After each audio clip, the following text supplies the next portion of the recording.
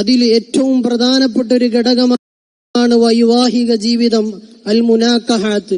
പരിശുദ്ധ ഫിഖ്ഹിന്റെ 4 ശാഖകളിൽ ഒരു ശാഖയാണ് വൈവാഹിക ജീവിതത്തെ പറ്റിയുള്ള പഠനം. നമുക്കറിയാം, ഇന്ന് ഇവിടെ 6ഓളം വരുന്ന യുവതികൾ വൈവാഹിക ജീവിതത്തിലേക്ക് കടക്കുന്ന ഈ സുന്ദരമായ മുഹൂർത്തത്തിൽ വൈവാഹിക ജീവിതം എങ്ങനെയാവണമെന്ന് ഹബീബായ റസൂലുള്ളാഹി സ്വല്ലല്ലാഹു അലൈഹി വസല്ലമ തങ്ങൾ അവിടുത്തെ ജീവിതം കൊണ്ട് വരച്ചു തീർക്കുകയാണ്.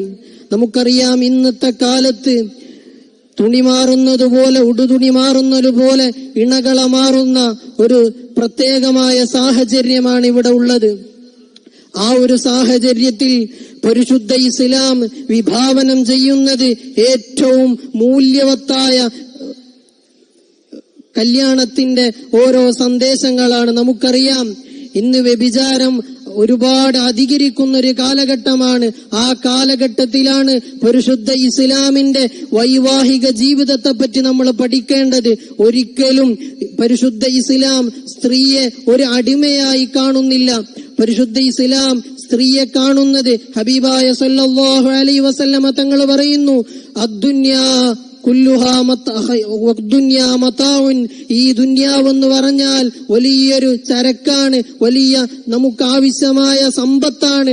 ആ സമ്പത്തിൽ ഏറ്റവും നല്ല സമ്പത്ത് എന്ന് പറയുന്നത് ഇംറഅത്തുൻ സാലിഹത്തുൻ, നല്ല സ്ത്രീയാണ്. ഹബീബായ സല്ലല്ലാഹു അലൈഹി വസല്ലമ തങ്ങൾ സാലിഹത്തായ ഇംറഅത്തിനെ പറ്റി പരിചയപ്പെടുത്തുന്നത്, അവൾ അവളുടെ മുഖത്തേക്ക് നീ അങ്ങ് നോക്കിയാൽ അവൾ നിന്നെ സന്തോഷിപ്പിക്കും. അങ്ങനെയുള്ള സ്ത്രീകളാണ് ഏറ്റവും നല്ല സ്ത്രീകൾ. നമുക്കറിയാം, ബഹുമാനപ്പെട്ട മുഹമ്മദുർ റസൂലുള്ളാഹി സ്വല്ലല്ലാഹു അലൈഹി വസല്ലമ തങ്ങൾ അവിടുത്തെ ജീവിതം നമ്മൾ പരിശോധിക്കുമ്പോൾ വൈവാഹിക ജീവിതത്തിന്റെ ഏറ്റവും മൂല്യവത്തായ ഒരുപാട് സന്ദേശങ്ങളിലൂടെ നമുക്ക് കടന്നു പോകാൻ കഴിയും. മഹദിയായ ബഹുമാനപ്പെട്ട ഖദീജത്തുൽ കുബ്ര റളിയല്ലാഹു അൻഹ മഹദിയവറുകൾ ഹബീബായ സല്ലല്ലാഹു അലൈഹി വസല്ലമ തങ്ങൾ പരിശുദ്ധ നബി അവിടുന്ന് ഹിറാ ഗുഹയിൽ ഒറ്റയ്ക്കിരിക്കുമ്പോ മലക്ക് ജിബ്രീൽ അലൈഹിസ്സലാത്തു വസ്സലാം പ്രത്യക്ഷപ്പെടുന്നു. അങ്ങനെ പേടിച്ച് വിറങ്ങലിച്ച് പനി പിടിച്ച് വീട്ടിലേക്ക് ഓടി വരുന്നു.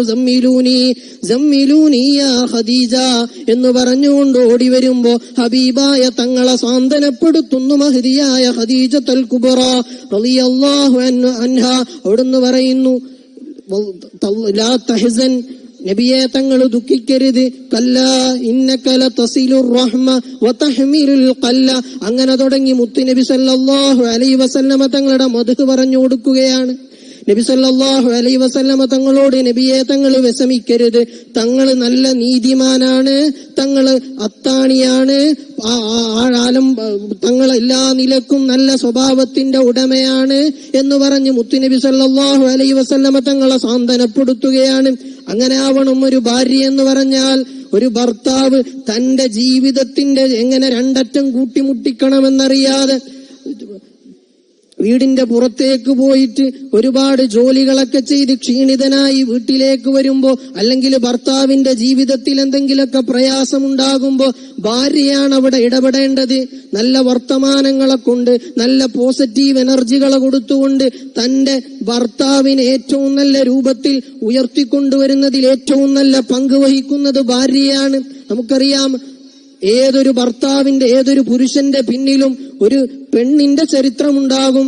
ആ ഭർത്താവിന്റെ ചരിത്രത്തിന് മുന്നിൽ, അല്ലെങ്കിൽ ഒരു പുരുഷന്റെ ചരിത്രത്തിന് മുന്നിൽ, ആ പുരുഷനെ പുരുഷനാക്കിയതിന്റെ പിന്നിൽ ഒരു സ്ത്രീയുടെ കഥയുണ്ടാകും, ഒരു സ്ത്രീയുടെ ചരിത്രമുണ്ടാകും. മുത്തുനബി സല്ലല്ലാഹു അലൈഹി വസല്ലമ തങ്ങള് ഹജ്ജത്തുൽ വദാഇന്റെ സമയത്ത് നബി സല്ലല്ലാഹു അലൈഹി വസല്ലമ തങ്ങൾ ഹുദൈബിയ സന്ധിക്ക് വേണ്ടി ചെല്ലുന്നു.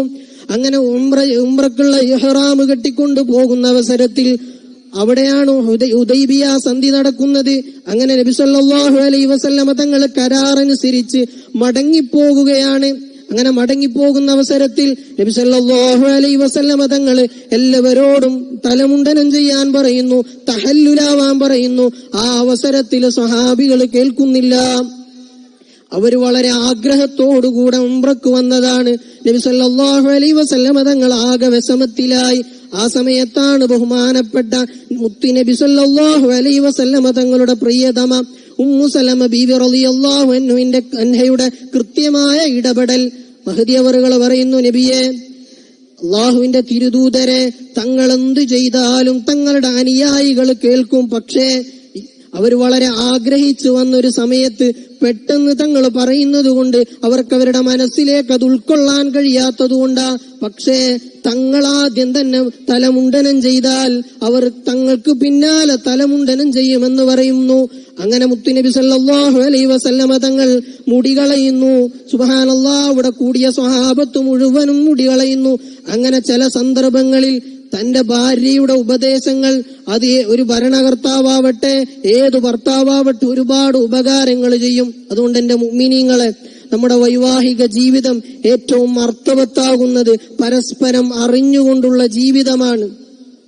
നമുക്കറിയാം, മുത്തുനബി സല്ലല്ലാഹു അലൈഹി വസല്ലമ തങ്ങൾ പറയുന്നത് കാണാം, ഏറ്റവും നല്ല മനുഷ്യൻ തന്റെ ഭാര്യയോട് ഏറ്റവും നല്ല രൂപത്തിൽ പെരുമാറുന്ന ആളാണ്. അങ്ങനെയുള്ള ആളുകളാണ് ഏറ്റവും നല്ല പുരുഷൻ എന്ന് പറയുന്നത്. അതുകൊണ്ട് വൈവാഹിക ജീവിതത്തിലേക്ക് നമ്മൾ കടക്കുമ്പോൾ പരസ്പരം അറിഞ്ഞും പരസ്പരം സ്നേഹിച്ചുകൊണ്ടുമുള്ള ജീവിതമാവണം എന്ന് ഞാൻ സാന്ദർഭികമായി ഉണർത്തുകയാണ്. അതുപോലെ തന്നെ നമ്മൾക്ക് മക്കൾ വളരുമ്പോൾ നമ്മുടെ മക്കളെ ഏറ്റവും നല്ല വിദ്യാഭ്യാസം കൊടുത്തുകൊണ്ട്, ഏറ്റവും നല്ല മൂല്യവത്തായ വിദ്യാഭ്യാസം കൊടുത്തുകൊണ്ട് നമ്മൾ അവരെ വളർത്തണം. അതിലാണ് ഒരു ഭർത്താവിന്റെയും ഒരു ഭാര്യയുടെയും വിജയമുള്ളത്. നമുക്കറിയാം, നമ്മൾ ഒരുപാട് സമ്പാദിച്ചാൽ നമുക്ക് വരുന്ന മക്കൾ, ആ മക്കൾ നല്ല മക്കളല്ലെങ്കിൽ നമ്മൾ സമ്പാദിച്ച സമ്പാദ്യം മുഴുവനും അവരെന്തെങ്കിലുമൊക്കെ രൂപത്തിൽ നശിപ്പിച്ചു കളയും. അതേ സമയത്ത് നമ്മൾ നമ്മുടെ മക്കളെ ഏറ്റവും നല്ല രൂപത്തിൽ വളർത്തിയാൽ അവർ നമുക്ക് നാളെ